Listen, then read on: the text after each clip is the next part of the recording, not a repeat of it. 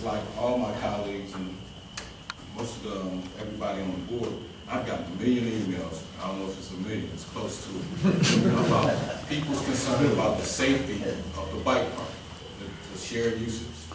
The safety is the biggest concern that has hit my email screen all during this process. And people want some reassurances or some kind of guarantee, which I don't know if we can present them or give it to them, what is going to be, what's going to be there for them. They need some kind of, I don't want to use the word hope, they want something. They're taxpayers, they want to know, I'm using this road, what's going to stop somebody from running me over, and my will and testament is going to be read the next day to my people.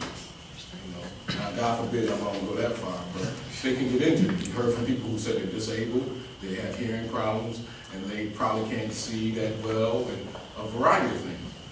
They need some assurances. What can we give them? What's on the table? What can we put on the table? Is there anything we can do? Through you, Madam. Yeah, Mr. Staub, that's for you. Through you, Madam Chair. I think that you do have those assurances, Mr. Campbell, in properly designed, sustainable trails. Because you will have trails where people, can share and coexist in their recreational pursuits. I think also by appropriately designating these trails and appropriately signing these trails, as Mr. Hanna pointed out in his amendment, I think does do a better job than was in here previous to that. Is that you let people know right off the bat that coming into this park, there's some trails in this park that are shared use, and that means that there's going to be off-road cyclists on these trails as well as hikers. That goes for both user groups for them to know that. And you can make the choice whether you want to walk on those trails or not, or if you would rather walk on a trail that doesn't have off-road cycling associated with it as well. I think that's where you get into the guarantee of safety.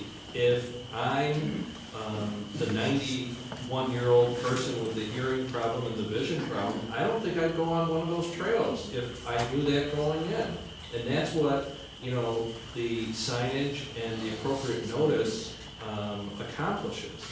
And then on top of that, you have trails that were both sustainable and properly designed, and were designed in a manner to accommodate both of those usages, but primarily constructed to be able to sustain and accommodate use by off-road cycling. So I think we're going about it in the proper way to build in those safeguards and have the proper assurances that you're seeking.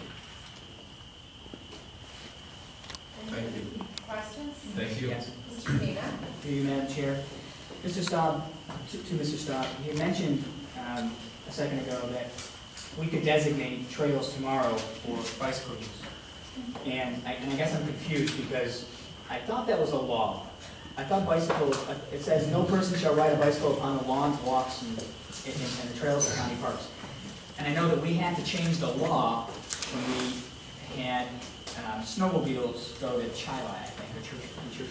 So, if and when this master plan is passed, does it now have to still come back to the full edge to change the county law to allow mountain bikes?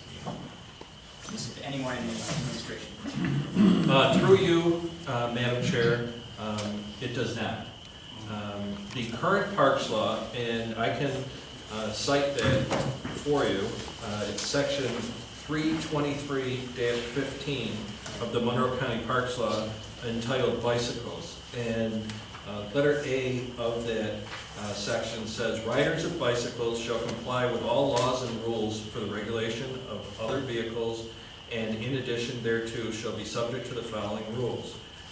No person shall ride a bicycle